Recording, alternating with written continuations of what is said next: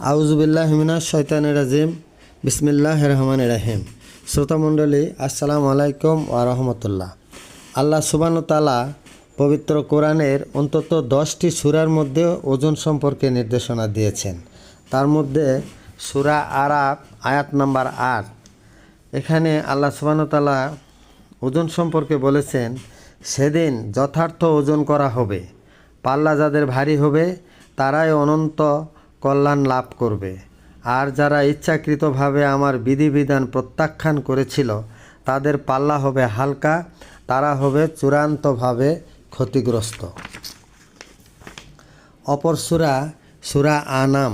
সূরা আনামের 152 নম্বর আয়াতে ওজন সম্পর্কে যে নির্দেশনা দিয়েছেন আল্লাহ সুবহানাহু ওয়া তাআলা, তাহা হলো, তিনি আরও নির্দেশ দিয়েছেন যে প্রাপ্তবয়স্ক না হওয়া পর্যন্ত সৎ উদ্দেশ্য ছাড়া এতিমের ধন সম্পত্তির কাছেও যাবে না। ওজন ও পরিমাপে পুরোপুরি ইনসাফ করবে। আমি কারো উপর তার সাধ্যের অতিরিক্ত দায়িত্বের বোঝা চাপিয়ে দেই না। যখন কথা বলবে ন্যায্য কথা বলবে, আত্মীয় স্বজনের বিপক্ষে গেলেও ন্যায্য কথা বলতে হবে। সূরা আরাফের 8 নম্বর আয়াতে আল্লাহ সুবহানাহু ওয়া তাআলা ওজন সম্পর্কে বলতেছেন, সেদিন যথার্থ ওজন করা হবে সৎকর্মের ফলে অর্জিত নেকির।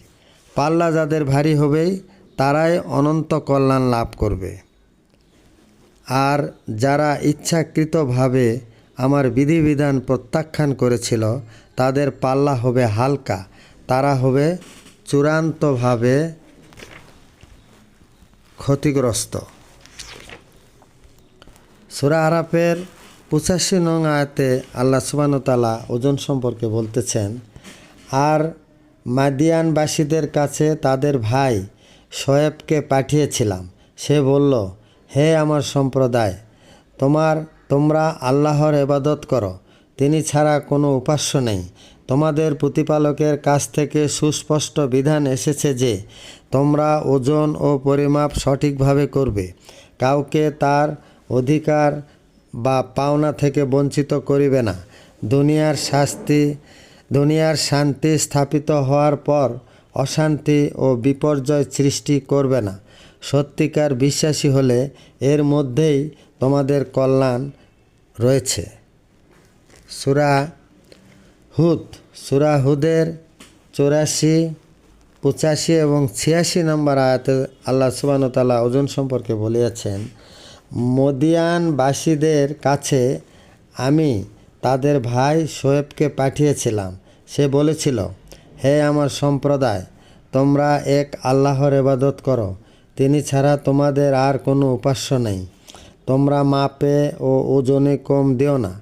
এখন তোমরা বৈশ্বিকভাবে সমৃদ্ধ, কিন্তু আমি তোমাদের জন্য এক সর্বনাশা দিনে সর্বগ্রাসী আযাবের আশঙ্কা করছি। 85 থেকে 86 নং আয়াতে আল্লাহ বলিতেছে, হে আমার সম্প্রদায়, যে কোনো লেনদেনে ন্যায়পরায়ণতার সাথে মাপ ও ওজনে পুরোপুরি প্রাপ্য আদায় করবে। মানুষকে তার ন্যায্য পাওনা থেকে কখনো বঞ্চিত করবে না। জমিনে অশান্তি সৃষ্টি করে দুরাচার করে বেরিও না। তোমরা যদি বিশ্বাসী হও তবে আল্লাহর বিধান অনুসারে যা তোমরা পাবে তাই তোমাদের জন্য উত্তম, আর আমি কোনো ব্যাপারেই তোমাদের কর্মবিধায়ক নহি। সূরা বনী ইসরাইল 35 নং আয়াতে আল্লাহ সুবহানাহু ওয়া তাআলা ওজন সম্পর্কে বলতেছেন, ওজনে কখনো কম দেবে না। জীবনের যে কোনো ধরনের লেনদেন হোক না কেন, সঠিক মানদণ্ডে ওজন করে পুরো প্রাপ্য দিবে। এতে তোমারই মঙ্গল হবে এবং শুভ পরিণাম বয়ে আনবে। সূরা কাহাফের 104 থেকে 105 নং আয়াতে আল্লাহ সুবহানাহু ওয়া তাআলা বলতেছেন, যারা শুধু পার্থিব সাফল্যের জন্য সকল শ্রম নিয়োগ করে কিন্তু মনে করে যে তারা নেক আমল বা সৎকর্ম করেছে, তাদের সকল কর্মই ব্যর্থ। যারা অস্বীকার করে প্রতিপালকের নির্দেশনাবলী এবং তার সাথে সাক্ষাতের বিষয়। ওরা যেহেতু বিশ্বাস করেনি, সেজন্য ওদের কর্ম নিষ্ফল। মহাবিচার দিবসে ওদের সারা জীবনের কাজ ওজনহীন হয়ে যাবে। জাহান্নামী হবে ওদের প্রতিফল, কারণ ওরা সত্য অস্বীকার করেছে আর আমার বাণী ও রসুলদের নিয়ে উপহাস করেছে। সূরা কামার আয়াত নং ৪৯। এখানে ওজন সম্পর্কে আল্লাহ বলিতেছেন, আমি সব কিছু সৃষ্টি করেছি নির্ধারিত ওজন ও অনুপাতে, আলাদা আলাদা বৈশিষ্ট্যে। এখানে আল্লাহ সুবহানাহু ওয়া তাআলার সৃষ্টি সম্পর্কে বলিতেছেন যে আল্লাহ সুবহানাহু ওয়া তাআলা যা সৃষ্টি করেছেন সব কিছুই তার নির্ধারিত ওজন এবং অনুপাতে। সূরা রহমান ৯ নম্বর আয়াতে আল্লাহ ওজন সম্পর্কে বলেছেন, সব কিছুর ওজনে ন্যায্য মান প্রতিষ্ঠা করো এবং ওজন বা বিচারে কারচুপি করো না। সূরা মুতাফফিফিন এখানে খুবই গুরুত্বপূর্ণ বিষয়। আল্লাহ সুবহানাহু ওয়া তাআলা মানুষের ব্যবসায়িক ক্ষেত্রে নির্দেশনা দিয়েছেন, সর্বনাশ হবে ওদের যারা ওজন বা মাপে কম দেয় এবং ওরা নেওয়ার সময় পূর্ণ মাত্রায় নেয় কিন্তু দেওয়ার সময় মাপে বা ওজনে কারচুপি করে কম দেয়।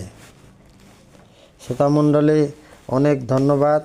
আসসালামু আলাইকুম ওয়া রাহমাতুল্লাহি ওয়া বারাকাতুহু।